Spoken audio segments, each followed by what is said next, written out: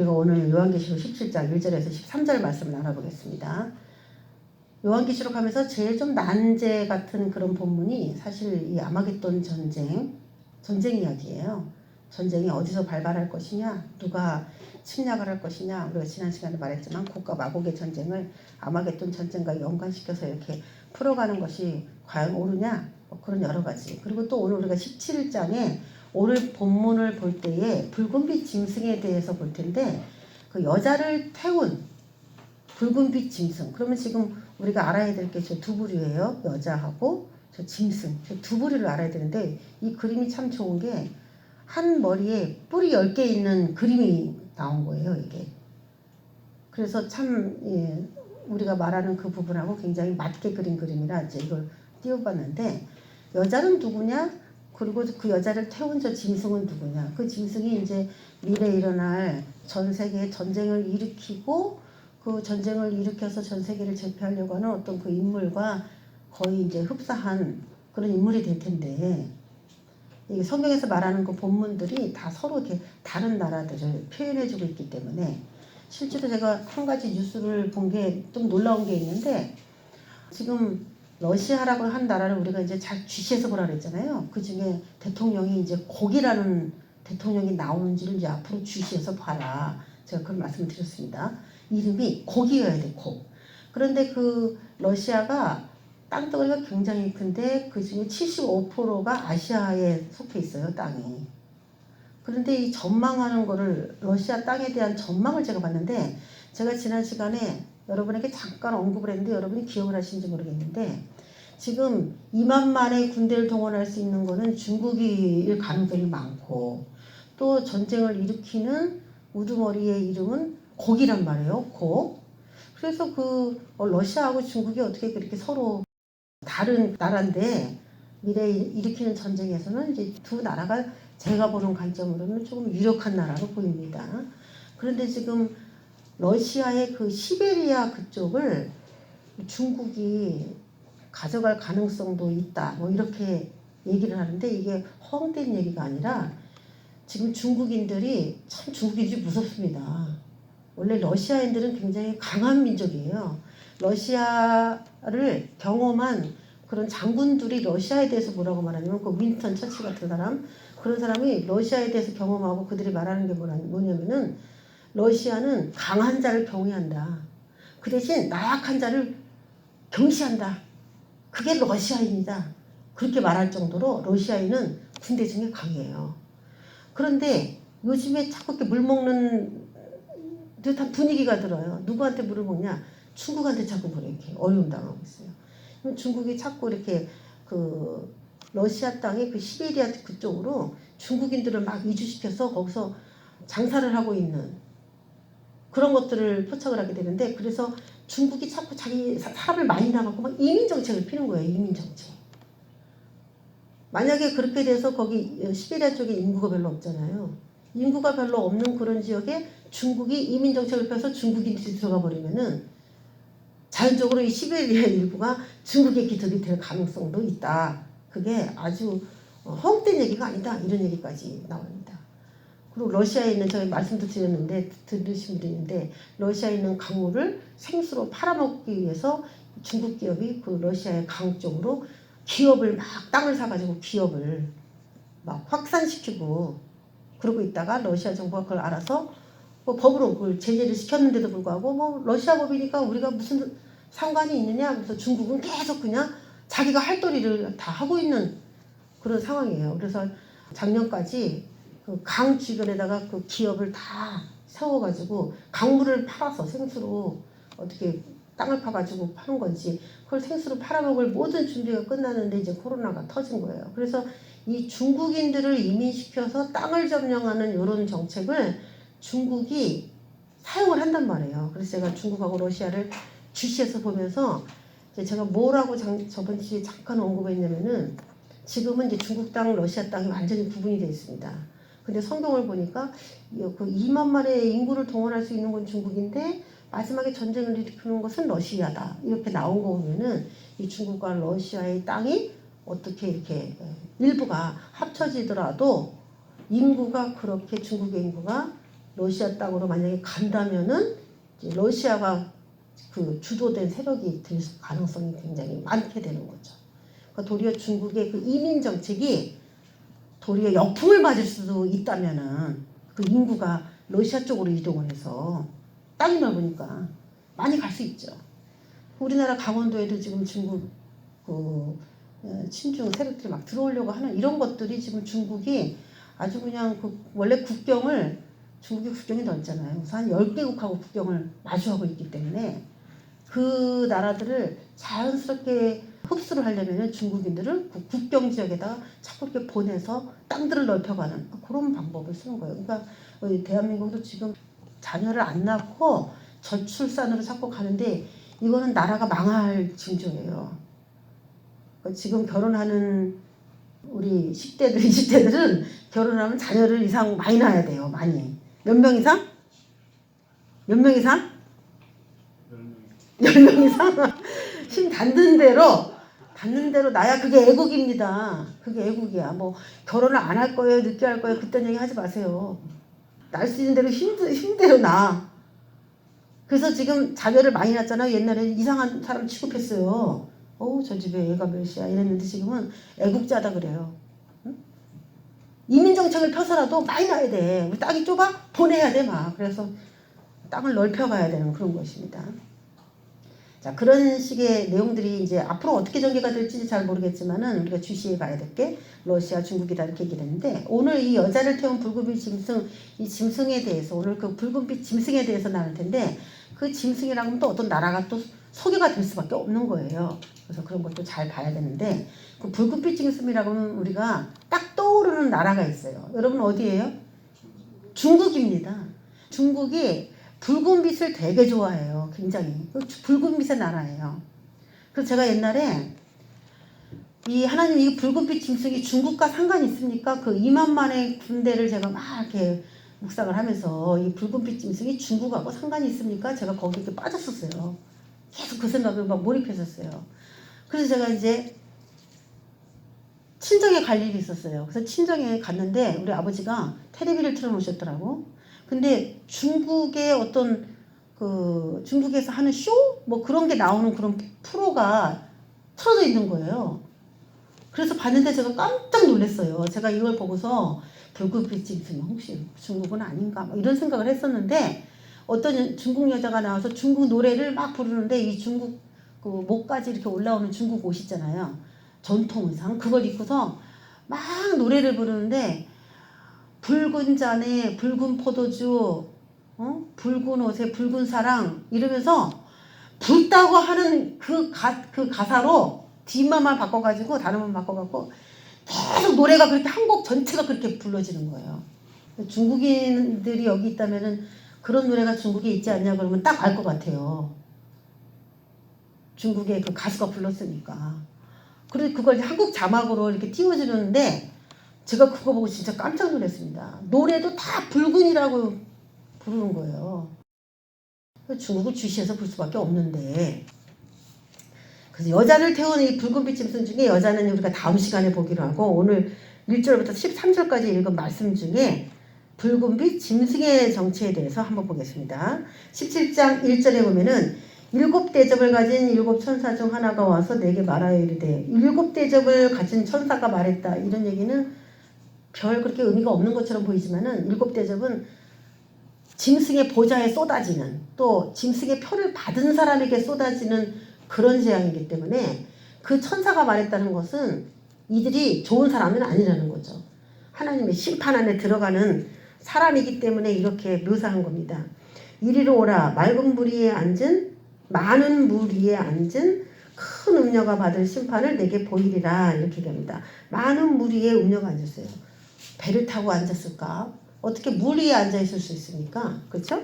많은 물 위에 앉아있는 큰 음녀가 심판받을 것을 보여주겠다 하면서 17장에는요. 첫 번째로 우리가 이해될 게 음녀가 심판을 어떻게 받게 되는지 그거에 대해서 중점을 둬야 돼요. 음녀의 멸망. 그게 이제 중요한 거고 두 번째는 2절 땅의 임금들도 그와 더불어 음행하였고 땅에 사는 자들도 그 음행의 포도주에 취하였다. 그래서 음녀는 음행의 포도주를 임금들에게도 먹이고 땅에 사는 자들에게 막 포도주를 막 먹인 여자라는 걸 알 수가 있습니다. 음녀에 대한 이야기는 우리가 다음 주에 하니까 오늘은 이제 짐승에 대해서 포커스를 맞추고 나가겠습니다. 3절 곧 성령으로 나를 데리고 광야로 가니라. 내가 보니 여자가 붉은빛 짐승을 탔는데 그 짐승의 몸에 하나님을 모독하는 이름들이 있다. 예, 아까는 그 음녀가 많은 무리에 앉아있다. 1절에 그렇게 소개되어 있습니다. 많은 무리에 앉아있다. 근데 3절에 보니까 어디에 앉아있대요? 붉은빛 짐승에 타고 있다. 이렇게 표현하고 있습니다. 그래서 많은 물은 결국 붉은빛 짐승이다. 이렇게 볼 수가 있어요.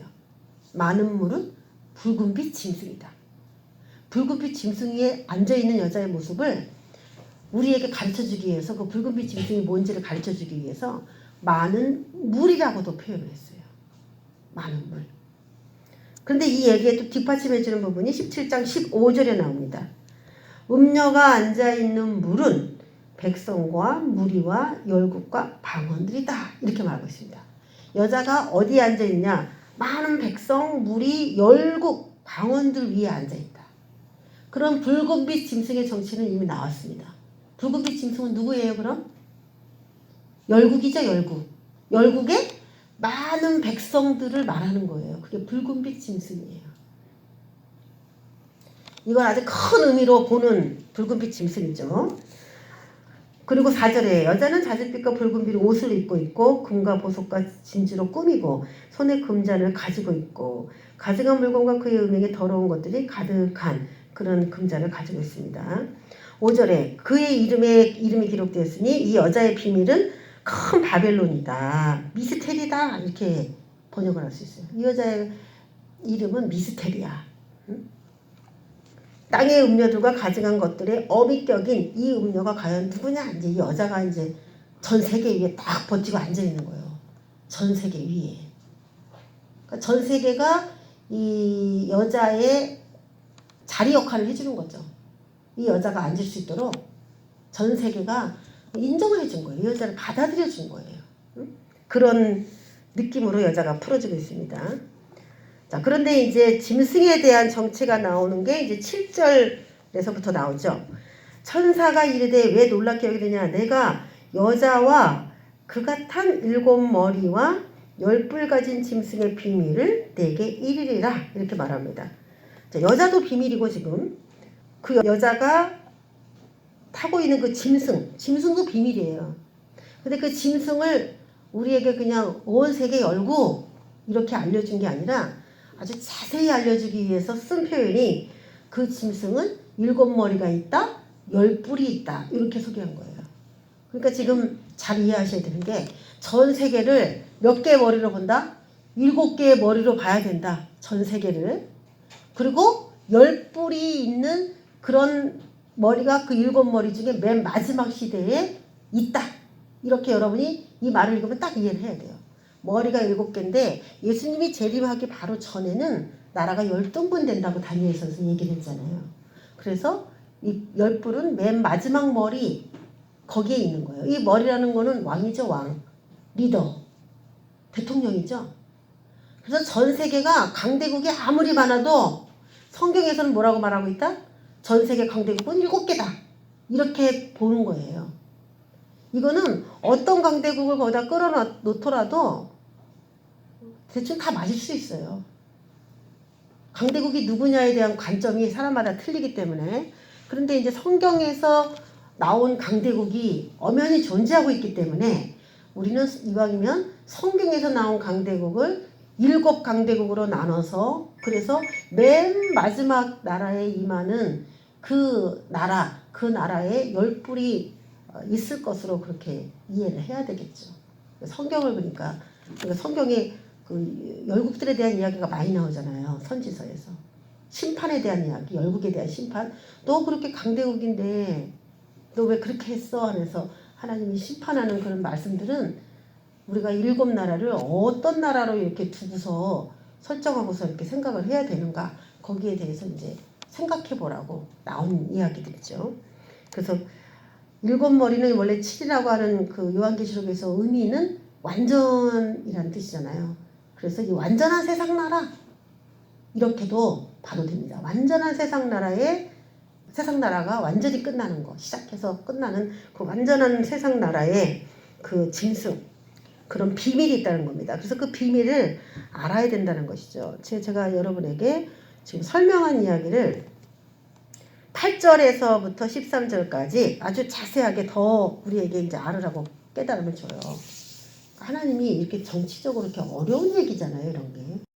이런 얘기를 왜 굳이 이렇게 정치에 관심도 없는 우리에게 굳이 알려주셔야 되는가? 우리 뭐 지금 20대나 20대들은 정치에 관심 있습니까? 관심 있어요, 없어요? 없죠? 어른들도 정치에 관심이 없어요. 근데 성경에서는 정치에 관심 없는 그 사람에 대해서 하나님이 관심을 가질 수가 없다고 얘기해요. 지금 우리가 정치에 관심이 있어서 뭐 무슨 얘기하면은 나라를 위해서 기도만 하면 되지 그거를 꼭 그렇게 굳이 그렇게 해야 되냐고 이렇게 얘기하는데 알아야 기도할 거 아니에요. 정치에 대해서 모르는 사람이 어떻게 기도합니까? 우리가 심각성을 알아야 기도가 나가는 거지. 무슨 문제가 생겼는지 아무것도 모르는데 어떻게 기도가 나갑니까? 기도할 생각이 안 나죠. 그래서 하나님은 10대군 20대군 연세가 되신 뭐 이해하기 어려운 그런 나이라 할지라도 정치에 대해서 모르는 걸 원하지 않는다는 겁니다. 그래서 우리가 이제 이것도 성경의 극히 일부분이기 때문에 이것도 일부분이기 때문에 근데 아직 우리가 닥치지 않은 미래의 일이기 때문에 우리가 알기를 원합니다. 그래서 이렇게 자세하게 설명을 하는 거예요. 우리에게 알라고. 8절에 봅니다. 내가 본 짐승은 전에 있었다가 지금은 없으나 알려줘요. 내가 본 짐승은 전에 있었다가 지금은 없으나 장차 무적에게로부터 올라와 멸망으로 들어갈 자니. 여러분 이게 되게 신기한 말이에요. 전에는 있었어요. 이 짐승. 이 짐승이 뭐냐면 어떤 나라이기도 하고요. 어떤 한 사람이기도 합니다. 어떤 나라의 대통령이니까. 그렇게 이해하셔야 돼요. 전에 있었다가 지금은 없어졌어요. 그런데 장차 무적에게로부터 올라옵니다. 무적행은 누가 들어가는 거냐면 죽은 사람이 들어가는 영역이에요. 그래서 이 사탄도 제일 싫어하는 게 뭡니까? 귀신도 제일 싫어하는 게 무적행입니다. 무적행으로 들어가지 말시기를 강구했다고 그러잖아요. 무적행을 굉장히 싫어하거든요. 무서워하고. 그런데 그 무적행에서 올라온 사람이 있다라고 하면은 이 사람은 어떤 사람이냐? 엄청 무서운 곳에 귀신도 벌벌 떠는 그런 곳에 있다가 거기서 올라온 사람에는 이 사람은 도대체 어떤 사람이냐는 거예요.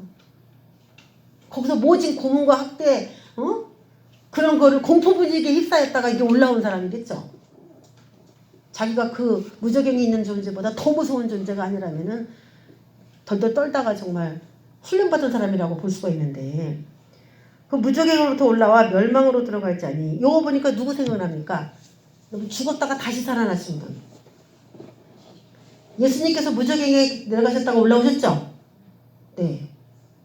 예수님도 무적행에 내려가셨다가 올라오셨어요. 그런데 무적행에서 일정 시간 연단을 받고 훈련을 받고 막 고문을 받고 학대받고 이렇게 나오신 분이 아니라 죄 있는 사람을 가둬두는 무적행에 갔는데 이분이 죄가 없어가지고 그냥 나오신 분이에요. 그래서 그분은 무적행이 아무리 무섭고 거기가 힘든 곳이라 할지라도 거기 위해서 승리하시고 나오신 것이지 그 공포 분위기에서 떨다가 나오신 분이 아니란 말이에요. 그래서 속성이 완전히 다른 것이죠. 근데 이자도 무적행에서 올라오는 그런 사람입니다.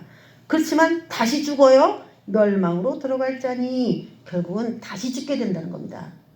이 나라가 될지 이 사람이 될지 어떤 사람인데 땅에 사는 자들로서 창세 이후로 그 이름이 생명책에 기록되지 못한 자들이 이전에 있었다가 지금은 없으나. 이걸 엄청 강조합니다. 8절에도 초반에 나왔죠. 전에 있었다가 지금은 없으나 나왔는데 8절에 2번이나 나와요.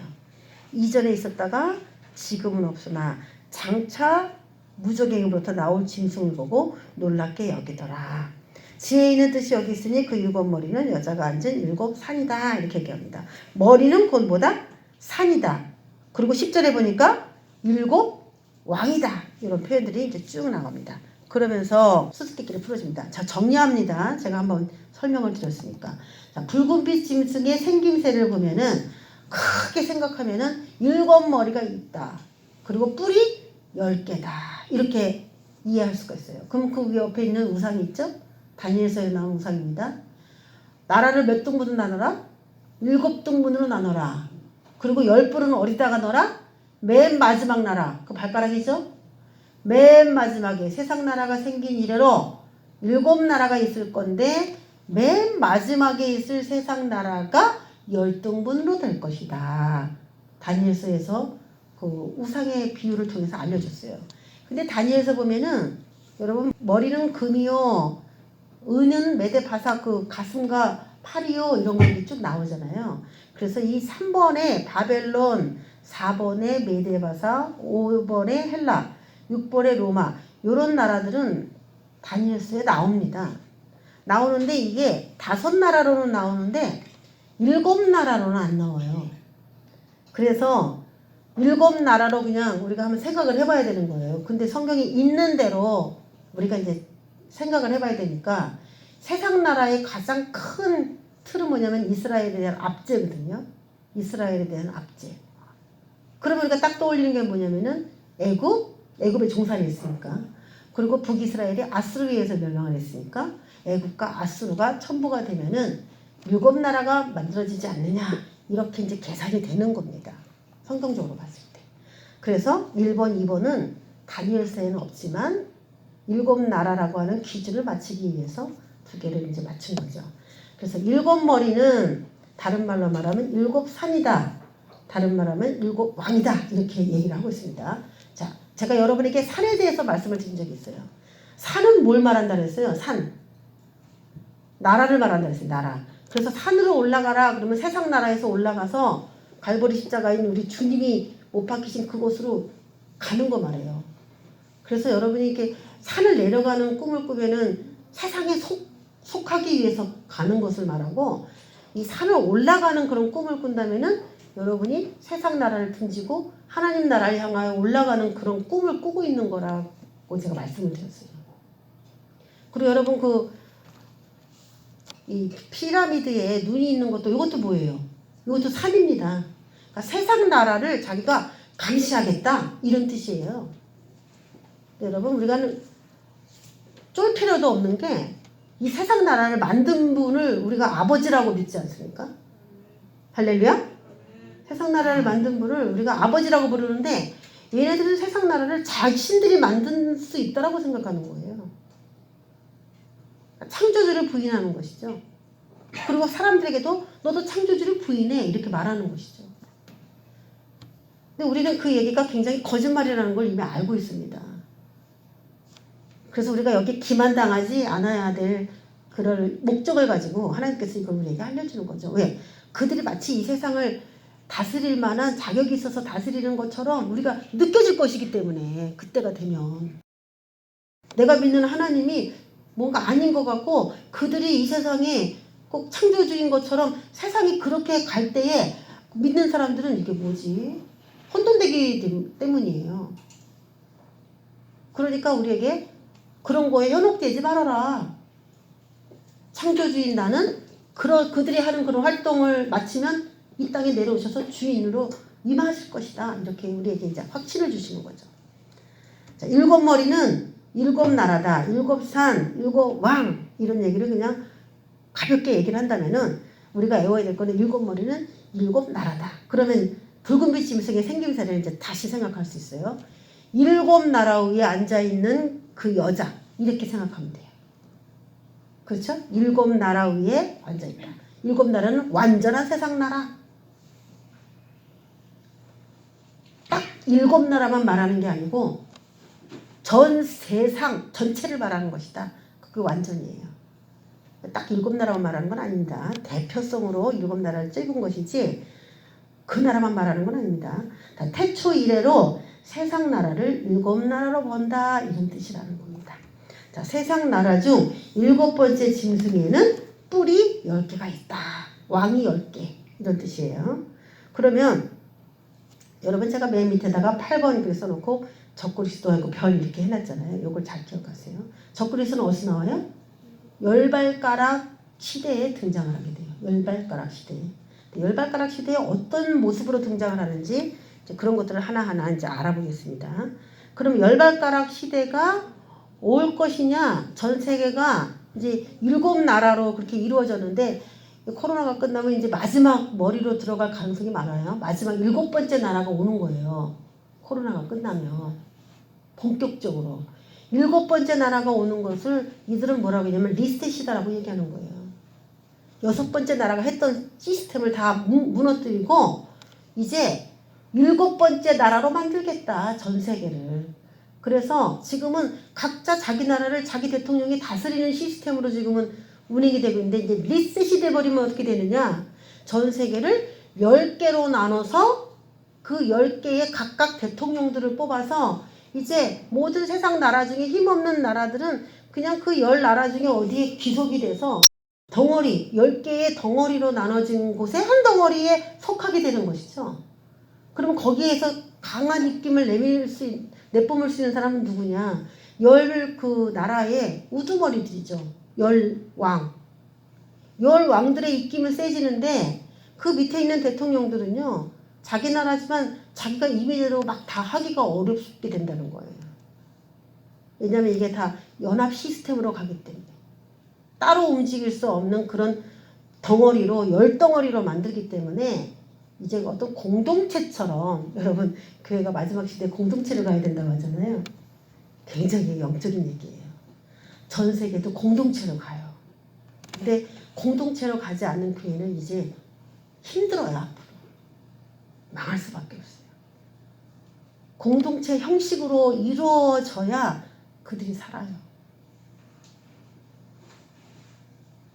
지금 모든 기류가 이제 그렇게 가고 있는 거예요. 나라도 지금 그렇게 가고 있는 겁니다. 세상 나라도. 그러면 지금 전 세계가 10나라로 그렇게 만들어질 가능성은 있는가? 네, 있죠. 자, 마지막 짐승의 뿔이 10개였다. 그러면 왕이 10명이다. 이렇게 말할 수 있는데, 제가 다니엘서 하면서 여러분에게 잠깐 보여드렸죠. 1974년 프리메이슨의 하부 조직인 로마 클럽을 통해서 전 세계를 10등분으로 나누겠다 하면서 이제 올린 그림이에요. 이 그림이. 이게 1974년도에 이게 오픈된 그림인데, 이때 일본, 여기 일본이 연두색이잖아요. 이 연두색이 어느 나라인지 아세요? 저기 지도에서 보세요. 저기 일본이 지금 여기서는 연두색이거든요. 근데 거기에요. 어느 나라예요, 여기가? 캐나다, 미국. 예, 그게 미국이 일본이에요. 북미죠, 북미. 북미가 일본입니다. 그런데 우리가 2009년에 동전 만든 거 제가 여러분에게 보여드린 적 있죠? 거기 일본은 어디였어요? 거기 일본은 이스라엘이었어요. 이스라엘 한번 보여주세요. 거기에요.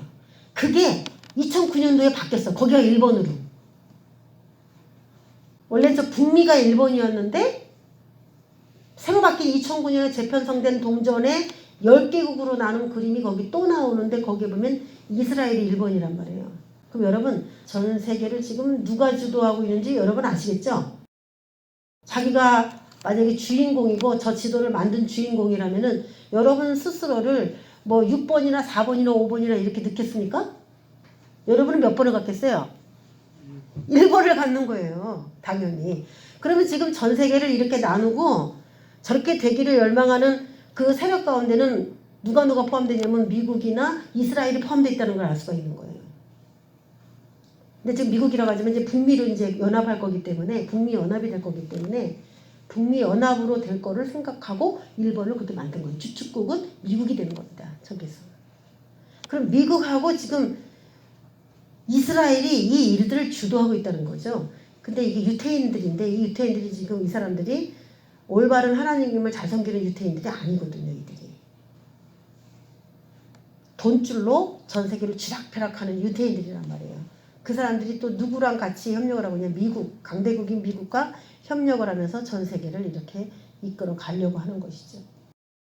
그런데 일본이 이제 바뀌었어.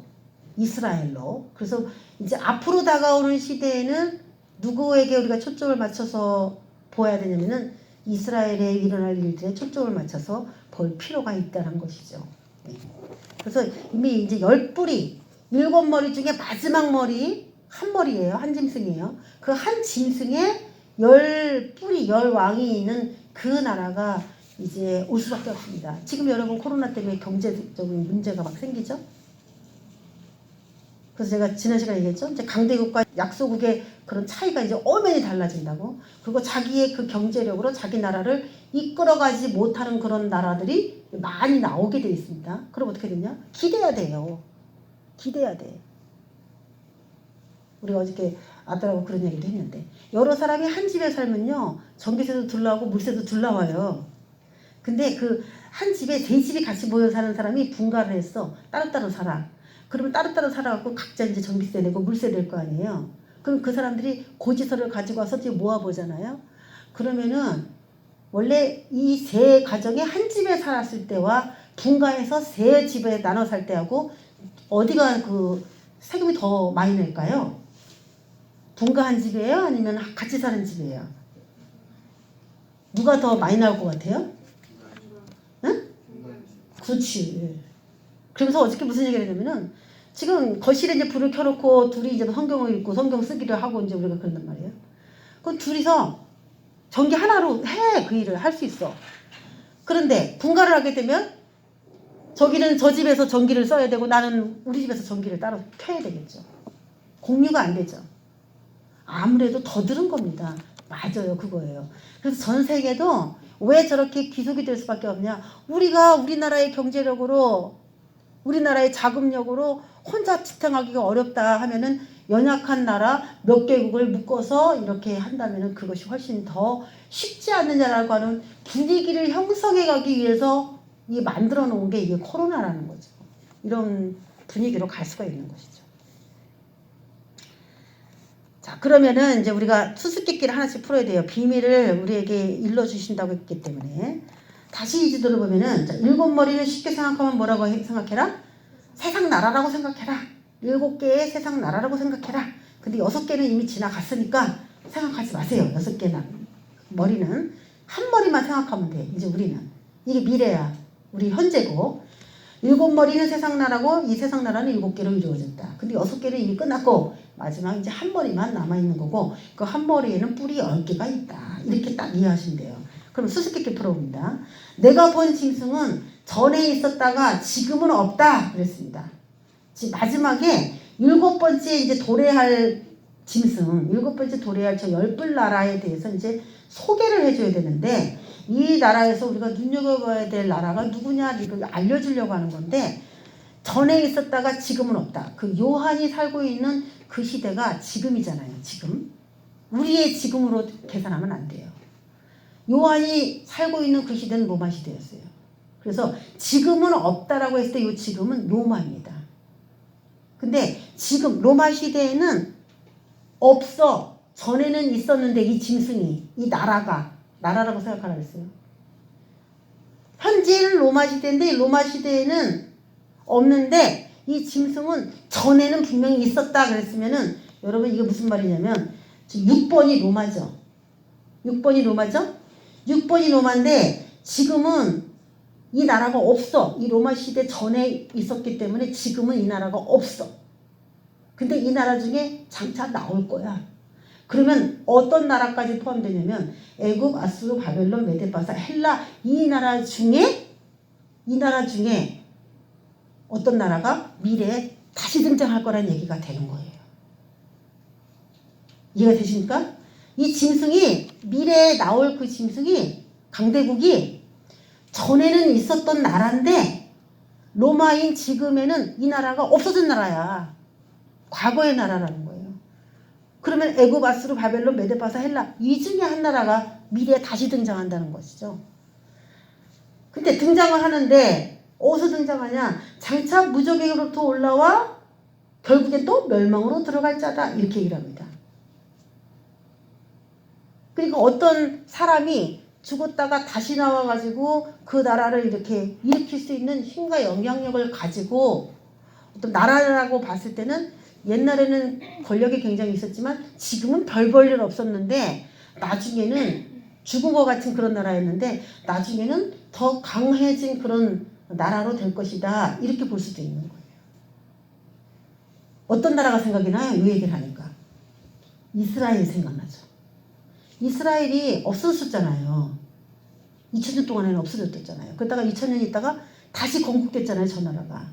근데 이 미래에 올 이 세상 나라도 신기하게 이스라엘하고 아주 흡사합니다. 그러니까 나라도 그렇게 해서 생길 거고 그 나라의 그 대통령도 칼에 상하였다가 죽임당한 것처럼 보였다가 살아났는데 사람들이 기이해서 그 짐승을 막 따른다고 하는 거 보면은 이 대통령도 예수님처럼 죽었다가 살아나면서 사탄의 영이 그 사람 안에 무적행까지 갔다 왔으니까 들어가서 이렇게 활동하는 나라도 대통령도 약간 그런 식으로 될 가능성이 많다는 거예요. 그러니까 지금 주목받지 못하는 나라의 가능성이 많다라는 것이죠. 근데 한 가지 그 전에 강대국이었어야 한다. 그거죠. 자, 7머리 10뿔 짐승의 비밀. 예, 다시 한번 요약해 보자면 다섯은 망하였고 10절에 이 얘기가 이제 또 자세하게 또 나온 거예요. 다섯은 망하였고 그러면 우리 알아야 돼요. 애굽, 아수르, 바벨론, 페르시아, 헬라. 다섯은 망하였고 하나는 있고 지금 현재 로마죠. 다른 하나는 아직 이르지 아니하였으나 이르면 잠시 동안 머무르리라. 그러면서 다른 하나는 아직 오지 않았다. 7번째 나라는 아직 오지 않았다. 여러분 이해가 되시죠? 이제 여기까지. 7번째 나라는 아직 이르지 아니하였는데 이 나라는 어디에서 나온다? 다섯은 망하였고 그 나라 가운데서 나온다는 거예요. 그러면 요한계시록에 나오는 이 나라의 5나라 중에 거론된 나라가 있어요. 우리 요한계시록에. 7번째 나라로 거론된 나라가 나와요. 요한계시록에. 어떤 나라예요? 애굽, 아수르, 바벨론, 페르시아, 헬라. 어떤 나라가 나와요? 요한계시록에. 여기 등장하는 나라 있잖아. 여기 등장하는 나라. 바벨론 나오잖아. 바벨론. 그러니까 이름은 바벨론이에요. 창세기 때부터 있었던 하나님을 반역하는 세상 나라의 대표적인 이름으로 썼던 게 뭐 애굽도 있고 바벨론도 있고 그랬어요. 근데 요한계시록에 다시 등장하는 나라가 바벨론이에요. 그래서 사람들은 그 적그리스도가 혹시 느부갓네살이 아니냐 이렇게도 얘기하고 제가 이제 그 얘기를 했던 사람이죠. 느부갓네살. 왜냐면 느부갓네살이 짐승의 마음을 받아서 7대를 지났었던 적이 있었죠. 그래서 바벨론 왕이 죽었다가 동물로 자가 짐승인 것처럼 착각하는 난광이라는 정신병에 걸려서 7년을 있다가 다시 정신이 온전케 돼서 나라를 다스리는 이야기가 다니엘서에 나오기 때문에 바벨론은 없어진 것처럼 보이지만 없어지지 않는다 이렇게 봅니다.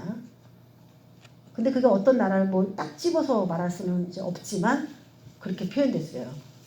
그런데 우리가 이제 7나라를 다니엘서로 볼 때는 로마의 번영이 다시 미래에 올 것이다. 그래서 7번째 나라는 재생 로마가 될 것이다. 이렇게 제가 또 얘기를 했죠. 왜 재생 로마라 그랬어요? 철과 쇠가 하나로 합친 발가락이기 때문에 쇠는 원래 종아리였었어요. 종아리는 로마였고. 근데 이 이 철이 로마가 발가락까지 계속 이어지는 걸로 봐서는 로마와 상관이 있다. 이렇게 또 봤잖아요. 그래서 이 나라로 말하자면은 이 나라다라고 딱 찍기가 어려운데 하나님이 영적으로 보면은 넌 바벨론이야 이렇게 보지만 우리가 지금 볼 때는 나라로 보자 그러면 로마의 가능성이 많아요. 유럽 쪽에 가까워요. 유럽 쪽에 될 가능성이 많아요. 근데 제가 여러분에게 옛날에 요한계시록 할 때 말한 것을 여러분이 생각하는지 모르겠는데 적그리스도는 저는 다니엘 혈통에서는 절대 안 나온다고 봅니다. 혼혈에서 나와요. 혼혈. 왜냐면은 우리가 예수 그리스도의 피로 정결케 됐다. 예수 그리스도의 피의 사람이잖아요. 근데 이 음행의 포도주에 취했다 할 때 그 포도주는 피를 말하거든요. 신구약에서 다 피를 말하잖아요. 이게. 음행의 포도주에 취해서 피가 정상적인 피가 아니에요. 음행. 남편이 있는데 다른 남자의 음행을 한 거예요. 씨가 막 섞여 있다는 얘기죠. 그럼 피가 어떻게 되냐? 막 섞인 걸로 표현이 된 거예요. 그래서 이 단일 혈통에서는 절대 적그리스도가 그렇게 나올 수가 없다. 그러니까 이 아주 혼합된 피.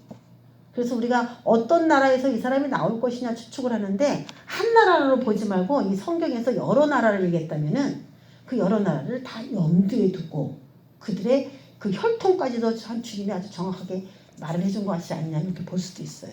네. 근데 신기하잖아요. 네, 나중에 이제 그 얘기를 드릴게요. 다니엘서로 본 짐승을 여러분에게 한번 소개할게요. 다니엘서에서도 이 짐승에 대해서 다니엘이 소스를 제공한 게 나와요. 역사 속에서 진짜 나왔었어요. 이 짐승을 작은 뿔이다. 다니엘서에서도 그렇게 표현했습니다. 작은 뿔. 그 적그리스도를 뭐라고 얘기한다? 작은 뿔. 이걸 기억하세요. 그 짐승을 뭐라고 얘기했다? 작은 뿔. 결코 크지 않다. 작다. 작은 왕인데, 뿔은 왕이니까 작은 왕인데 능력 있어. 전 세계를 막 자기가 추락추락 하는 거예요. 자, 근데 이 작은 뿔에 대해서 알려주기 위해서 다니엘서 8장 8절 9절에 보면은 순념소하고 뭐 양하고 싸우는 그런 장면들이 나오는데, 양을 제치고 순념소가 이기는 장면들이 나오고, 이 순념소가 누군지를 쭉 풀어줍니다. 자, 순념소가 순양하고 싸우다가 큰 뿔이 꺾이고 그 대신에 현저한 뿔 넷이 하늘 사방을 향하여 났더라. 예, 순념소가 순양을 이기고 이제 그 순염소가 강대국이 됐다는 거예요. 그래서 헬라 시대가 도래를 하게 되는데, 이 헬라 시대가 계속 유지가 되는 게 아니라 이 헬라의 시대가 끝나면서 그 가장 큰 뿔이 꺾여버렸다. 그래서 이 순념소의 큰 뿔을 누구로 봐야 되느냐라고 봤을 때 헬라의 초대왕 알렉산더 대왕을, 여러분 다 아시죠? 알렉산더 대왕. 그거는 공부하는 사람들도 거의 다 들어봤을 거예요. 그럴 정도로 이 사람은 큰 뿔입니다. 짧은 시간에 엄청난 큰 나라를 만들었어요. 헬라를. 이 알렉산더 대왕의 그 시대가 끝나고, 이게 뿔이 꺾이고 이렇게 된 거예요. 시대가 끝나고 그 대신에 헬라가 네 등분, 네 나라로 이렇게 분할 통치가 돼요. 네 나라가 하늘 사방을 향하여 났더라. 그중 한 뿔에서 그 헬라가 네 나라로 나눠진 그런 나라 가운데 한 나라에서 적그리스도가 나온다. 이렇게 되고 있습니다. 그러면 지 네 나라가 어느 나라가 될 것이냐, 이제 그게 관건이 되겠죠. 그래서 애굽을 점령한 프톨레미 왕조, 시리아를 점령한 안티오쿠스 왕조, 그리고 리미시쿠스, 카산드라, 이렇게 네 장군이 각각 그 터키 지역하고 유럽 지역, 애굽 지역, 시리아 지역을 이렇게 분할 통치했어요. 근데 그 중에서 누가 나온다는 거죠, 적그리스도가. 그래서 작은 뿔 하나가 나서 지배를 하게 되는 예언이 나왔어요. 그래서 이걸 간략하게 이 다니엘서 8장을 요약한다면, 알렉산더 대왕이 죽고 그 나라가 네 나라로 분열될 것이다. 그 네 나라로 분열된 그중 한 나라에서 적그리스도가 나올 것이다. 이렇게 예언했는데, 실제로 적그리스도처럼 역사에서 똑같이 일을 한 그 왕이 누구냐면 안티오쿠스 에피파네스 4세입니다. 안티오쿠스 에피파네스 4세가 적그리스도가 미래에 해야 될 그런 일들을 이스라엘에게 그대로 자행을 했어요. 역사 속에서. 근데 이 안티오쿠스 에피파네스 4세는 네 나라로 분할 통치했을 때 시리아 영역을 맡은 셀루쿠스 왕조입니다. 그래서 이 셀루쿠스 왕조에 하면 우리가 어려우니까 시리아를 맡았던 그곳에서 적그리스도가 나왔어요. 근데 우리가 주시해서 봐야 될 게, 그러면 어디가 되는 거예요 또? 시리아죠? 그럼 시리아가 과연 이 중동에 있는 나라인데, 네? 시리아가 이게 이제 유럽하고 연관이 져질 수 있을까? 이 시리아에 있는 사람이 유럽에 가서 뭐 유럽의 10개국 안에 들어가지고 뭐 로마의 그 부흥을 재현하자고 하는 그 유럽의 모임에 이들이 들어갈 수 있을까? 이렇게 우리가 우아해했어요. 굉장히. 그런데 여러분, 시리아 난민 사태가 생기면서요, 많은 사람들이 다 유럽 쪽으로 갔죠. 여러분 그 뉴스 보셨죠? 시리아 난민 사태가 나가지고 그들을 받아들여준 게 어디예요? 유럽이에요. 다 유럽으로 간 거예요. 그래서 시리아의 피를 가지고 어디로 갔어요? 유럽의 한 나라 가운데로 다 자리매김해서 들어가 버린 거예요.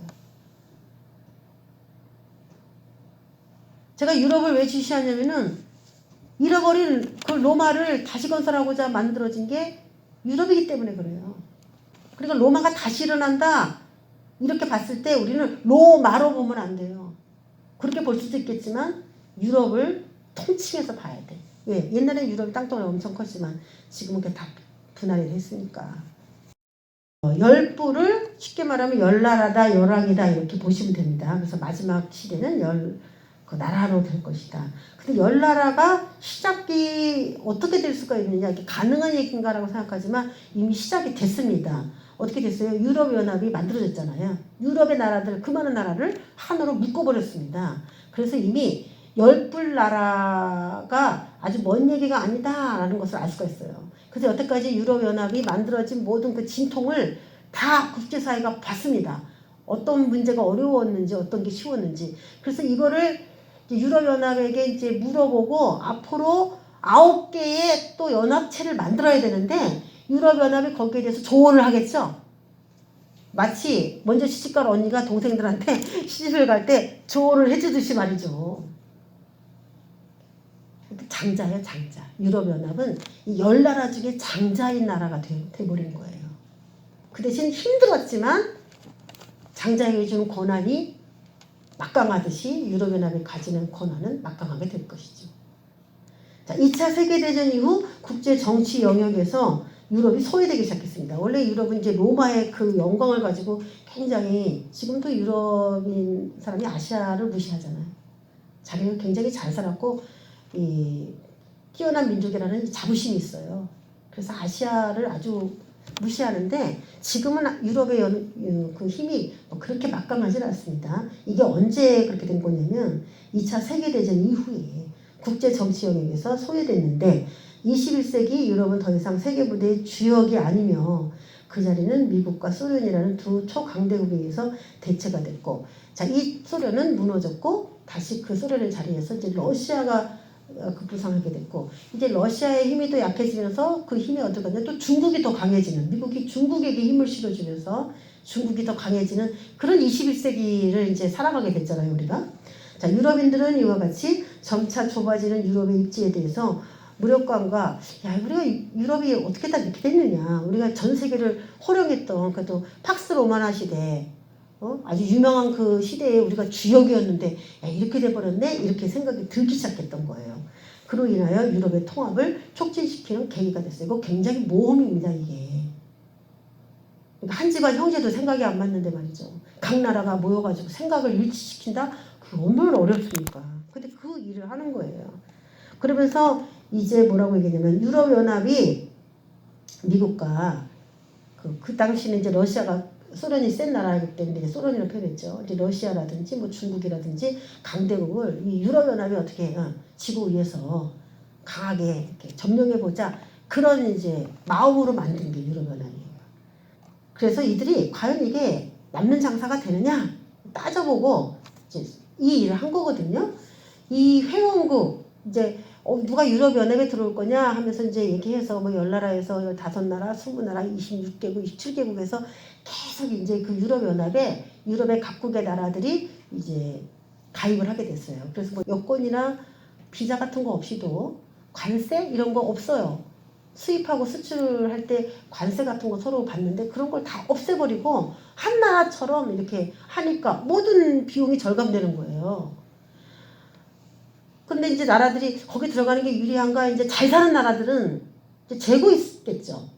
재게 돼. 나 혼자 사는 게 좋은가, 저기 안에 들어가서 같이 사는 게 좋은가. 근데 못 사는 나라들은 어떻게 돼요? 못 사는 나라는 어떻게 생각할까요? 혼자 사는 게 좋아요? 같이 사는 게 좋아요? 못 사는 나라는? 못 사는 나라는요, 무조건 같이 사는 게 자기에게 이익이야. 왜냐면 뭐라도 얻으니까. 근데 잘 사는 나라는 갈등인 거예요. 내가 왜 내 거를 저 사람한테 나눠줘야 되지? 이렇게 하고. 그렇게 생각이 되는 거예요. 그래서 영국이 탈퇴한 거예요. 영국이. 이 못 사는 나라들한테 계속 그냥 망하지 않게 하기 위해서 자금을 끊임없이 대주다 보니까 아, 이게 내가 뭐 하는 거야. 그렇게 되는 거죠. 근데 그들이 이 20몇 개국이 들어오기 전까지 과연 이게 승산이 있는 것인가 해서 이제 계산기를 두드려 봤겠죠. 그래서 그들이 뭐 EC라고도 하고 EU라고도 하고 이름이 이제 여러 번 바뀌었는데 회원국의 그 GDP를 몇 나라만 합쳐보니까 이 미국보다 많더라는 거야. 그래서 전 세계에 미국보다 더 강한 영향력, 입김을 발휘하려면은 이건 우리는 뭉쳐야 된다. 합의를 보게 된 거죠. 그리고 거기에서 이제 연합이 형성이 된 겁니다. 근데 그 당시에 신문에 나온 건데, 조선일보거든요, 이게. 이 밑에 악이 있죠, 악이. 별이 이렇게 있고, 별이 이렇게 12별이 있어요. 그 악기가 딱 있는데, 이게 유럽연합의 통합 유럽의 탄생했다. 그렇게 표현했거든요. 93년 1월 1일을 기해 이 씨는 다니엘 시장을 출범시켰다. 그 밑에 그렇게 나오거든요. 93년도에. 근데 이거를 아들로 비유했어요. 아들 하나가 응에 나왔다. 여러분 요한계시록에서 메시아가 탄생을 여자가 아들 낳은 걸로 이야기했죠. 우리의 아들은 영원한 아들은 교회에서 이긴 자이기도 하고 교회에 이긴 자이신 예수님이기도 하고 우리의 아들은 그런 아들이에요. 근데 세상 나라를 지켜줄 수 있는 아들을 낳았다는 거예요. 그럼 이게 세상 나라의 입장에서 보면 이게 메시아가 되겠죠. 그 유럽연합을 뭐라고 본 거예요? 세상 나라를 구해줄 수 있는 메시아로 보는 겁니다. 유럽연합의 탄생을. 그렇게 표현한 겁니다. 이거를. 이게 1993년 1월 5일 신문이죠. 근데 성경에 있는 그대로 이야기를 하는 게 뭐냐면 신문에 30년 내 유럽은 로마처럼 다인종 사회가 될 것이다. 이렇게 딱 썼어요. 로마처럼. 어디처럼? 이들이 기리고 있는 게 뭐예요? 이들이 소망하는 거. 로마처럼 되는 게 소원이에요. 이게 언제 있습니까? 96년이죠. 96년. 그러면 2006년, 2016년, 2026년. 2026년이면 5년 남았잖아요, 지금. 2026년, 30년 내에 유럽은 로마처럼 다인종 사회가 될 것이다. 이렇게 다인종 사회 만드는 게 목적인 것처럼 써놨죠, 이게. 그런데 다니엘서 2장 43절에 왕께서 쇠와 진흙이 섞인 것을 보셨은즉 그들이 다른 민족과 서로 섞일 것이나 이렇게 얘기를 하고 있어요. 그래서 열발가락 시대를 말하는 건데 열발가락에 진흙 혼자가 아니고 쇠 혼자가 아니라 이 쇠와 진흙이 섞이는데 여러분 쇠하고 진흙이 잘 섞입니까? 안 섞입니까? 안 섞이죠? 안 섞이는데 섞어놨어. 근데 이게 우리의 이 코로나가 끝나면 바로 닥칠 그 7번째 나라예요, 이게. 섞이냐? 잘 안 섞이죠. 남하고 같이 사는데 어떻게 이게 잘 섞입니까? 질이 다른데 여태까지 과거에 살았던 삶의 질이 다른데 그래도 우리가 복음이라는 이름 때문에 참고 인내하면서 산다면 하나가 될 수 있지만 이 세상 나라는 그런 게 없잖아요. 이익적 목적으로 만나는 그런 목적이기 때문에 섞일 수가 없습니다. 그런데 이 7번째 나라가 다른 민족과 섞이는 그런 나라라고 했는데 이제 2026년 안에는 이런 다인종 사회가 될 거라고 이렇게 뉴스가 나왔는데 지금 5년 남았는데 코로나가 터지고 코로나의 그런 다음 시간은 완전히 다른 또 하나의 시대이기 때문에 딱 지금 시기적으로 들어맞고 있다는 거죠. 정확하게. 그러면서 결정하라. Together or not. 다 함께 갈 거냐? 아니면 혼자 갈 거냐? 결정해라 이거예요.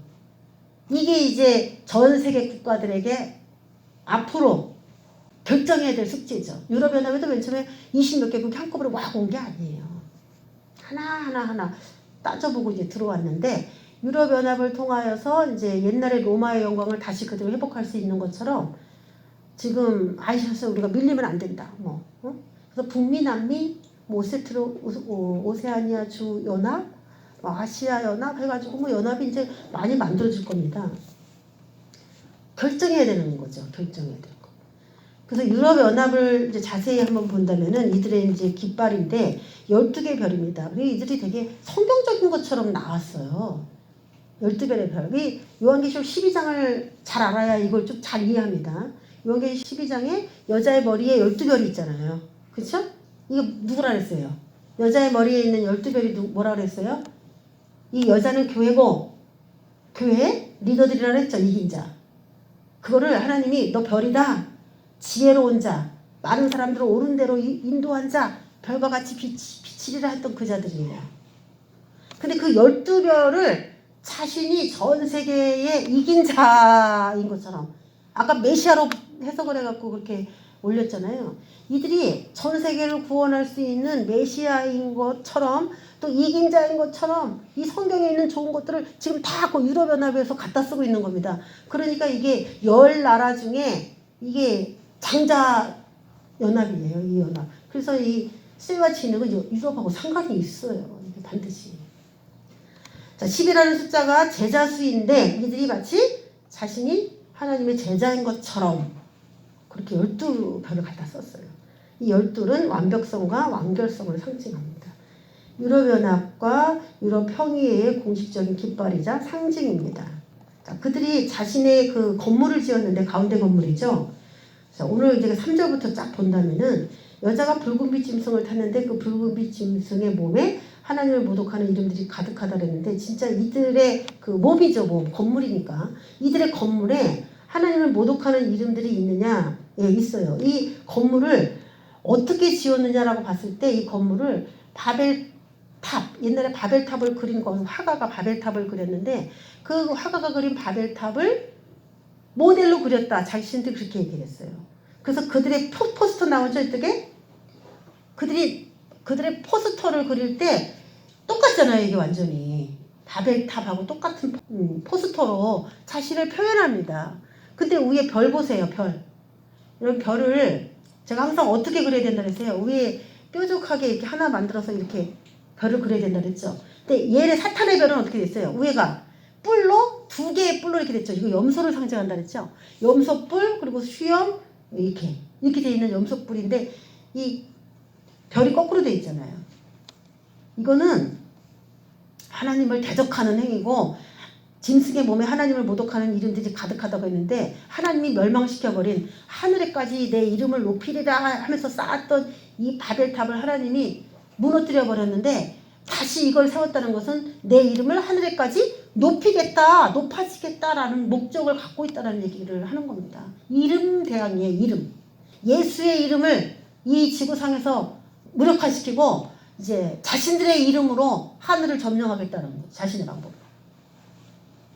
닭을 도모하는 겁니다. 바벨탑 모양으로 유럽연합의회의 건물이 세워졌다는 것 자체만으로도 이거는 하나님에 대한 반기죠. 그러면서 하나의 유럽이 고동친다 그러면서 이렇게 딱 세워놨는데 여러분 이걸 딱 보면은 뭐가 생각나요? 작은 뿔. 작은 뿔은 어디서 나온다고 얘기한 거예요 지금? 유럽연합에서 나온다고 얘기하는 거죠. 그리고 이 그림자를 보세요. 그림자 바로 위에 어디에 딱 꽂혔어요? 별 가운데 딱 꽂혔죠. 얘가 별이라는 거야. 메시아를 뭐라고 얘기했어요? 새벽별이다라고 얘기하잖아요. 메시아를. 대명성. 새벽별. 그런데 자신이 세모. 이게 나라라고 그랬죠? 아까 사는 나라 왕이라고 그랬죠? 자신이 이 세상 나라의 왕이다. 작은 뿔이다. 자신이 이 땅을 완결하게 할 것이다. 완성할 것이다. 이거죠. 이런 포스터들을 아무 의미 없이 보지만 의미가 다 있다는 겁니다. 자, 유럽연합의회 건물 앞에 짐승을 탄 여자가 실제로 조각되어 있습니다. 유럽을 원래 이제 원어로 하면 에우로파입니다. 에우로파를 유럽이라고 해요. 근데 유럽 이렇게 발음을 하는데 이들은 에우로파 이렇게 얘기하죠. 에우로파 이 유럽이라고 만든 이 이름을 이렇게 진 이유가 있어요. 제우스 신이 이 에우로파라고 하는 이 여자를 너무 좋아해가지고 이 제우스 신이에요. 저게 소가 소로 변장을 해가지고 여자를 태우고 이렇게 뭐 어디 섬? 그레데 섬으로 데려가서 거기서 살았어요. 그게 유럽의 어원이에요. 그래서 이거를 유럽이 그 신화, 제우스 신화에 입각을 해가지고 굉장히 자랑스럽게 생각하는 거예요. 자신의 나라를. 그래서 우표도 이런 모양으로 우표를 만들어요. 지중해를 건너가는 이 소와 이 여자. 자, 이런 의미들을 잘 이제 알아야 되는 것이죠. 자, 유럽연합의 의회가 2011년부터 사용한 새로운 로고가 있습니다. 새로운 로고. 그 뒤에 나오죠? 12별이 이렇게 있는 데다가 위에다가 이렇게 뭐 씌워서 뭐 눈처럼 보이죠? 눈. 이 눈을 굉장히 강조해요. 이 달러에도 있는 눈이고 실제로 그 박근혜 대통령이 유럽 의회에 연설하실 때 그 단상에도 이렇게 눈이 있었어요. 마태복음 6장 21절에 보면 눈은 몸의 등불이니 그러므로 내 눈이 성하면 온몸이 밝을 것이요 그러면서 눈은 제가 영이라고 말씀을 계속 드렸죠. 영은 등대 같은 역할을 한다. 그래서 등대에서 불을 밝게 비춰주면은 그 바다가 다 밝아서 사고가 안 나는 것처럼 우리 영이 밝으면 이 몸의 행동이나 이런 것이 다 하나님 보시기에 빛의 행동이 나온다 이런 표현인데 만약에 전 세계에 눈 역할을 하는 유럽연합이 잠깐 눈이라는 거예요. 유럽연합이 악을 도모한다면 전 세계는 어떻게 될까요? 어두워지겠죠. 이거는 어떤 영에 의해서 지금 이루어지고 있는 일이라는 겁니다. 전 세계 일들이. 자, 유럽연합이 기존의 12개의 별이 그려진 국기를 대체하기 위해 이제 새로운 국기를 만들어냈는데 그게 바로 뭐냐면은 바코드 국기예요. 그래서 뒤에 이제 12별, 회원국이 12개가 넘어서 막 계속 들어오니까 20몇 개국이 막 들어오니까 12별로 이렇게 만들어 놓은 그 깃발이 의미가 없어진 거예요. 그래서 더 많은 국가가 들어올 가능성이 이제 더 많아지기 시작하면서 이쪽에서 바코드로 만든 거예요. 여러분 바코드가 뭔지 아시죠? 칩의 시대로 간다는 거죠. 응? 그 깃발 아래서 이제 사진을 찍는 겁니다. 그래서 12별은 헤이븐 여자의 12별의 면류관을 연상시킨다면은 바코드 국기로 바뀌었다라는 것에 대한 의미는 짐승의 표를 연상시켜줍니다. 짐승의 표를 받는 시대로 가게 하는 역할을 톡톡히 해낼 게 누구냐면 유럽연합이에요. 붉은빛 짐승은 세상 나라를 의미하는데 유럽은 장자가 아니냐 이거죠. 장자를 주시해라라는 것입니다.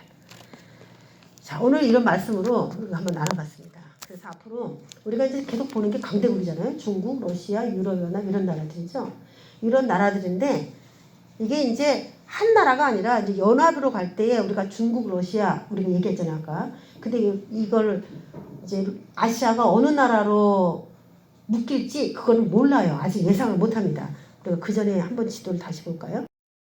우리가 이걸 보면은 아시아가 지금 어떻게 되어 있나 한번 보세요.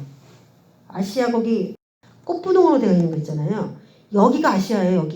여기가 어디예요 지금? 중국이거든요. 중국은 10번으로 되어 있죠. 북한은 10번으로 그냥 같이 기석되어 있죠. 여기는 밑에는 노란색으로 되어 있고 일본도 노란색이 되어 있죠. 3번으로 되어 있습니다. 이거는 1974년도에 만든 지도예요. 그런데 동전에 나온 지도에서는 달라요. 이 아시아의 묶임이 달라요. 통일되어 있어요, 우리나라가. 그래서 앞으로 지금 러시아는 5번이고 중국은 10번인데 그 2009년에 만든 그것대로 될지 그것도 예측을 할 수는 없습니다. 그래서 러시아의 패권을 과연 누구에게 주기로 새롭게 마음을 먹는지에 따라 지금 코로나가 끝나면 그 다음 나라가 이제 완전히 확연히 다른 그런 나라로 만들어 가겠죠. 그래서 우리가 이 아시아가 어떻게 되냐에 따라 만약에 중국하고 러시아하고 땅덩어리 넓어서 합칠 가능성은 없지만 합쳐버린다면은요 완전히 이거는 동쪽으로부터 오는 왕들의 길이 열렸다고 할 때 러시아가 같이 개입이 돼도 이 단어가 정확하게 맞아떨어지는 얘기가 또 돼버리기도 합니다. 아직 국제사회가 어떻게 될지는 우리가 다 장담할 수 없기 때문에 추측으로만 우리가 할 뿐입니다.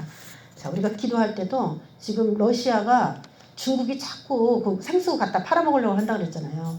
중국이 자꾸 생수를 가지고 러시아의 강물 갖고 생수로 자꾸 팔아먹으려고 하니까 러시아가 이 중국을 너무 싫어해요 요즘에. 그래서 막 견제하려고 하다가 새롭게 포착한 나라가 누구냐 우리나라예요. 그래서 우리나라랑 같이 동맹을 맺으면서 중국이 지금 자꾸 이렇게 이민 정책을 써서 러시아 안으로 들어오는 거를 막아내려고 하는데 문제는 이제 우리나라가 또 친중이기 때문에 지금 러시아와 협력해서 중국을 견제하는 그런 프로젝트를 많이 행하고 있는데 결국은 이제 또 러시아의 뒤통수를 우리나라가 또 치게 되면 어떻게 되는 것인가?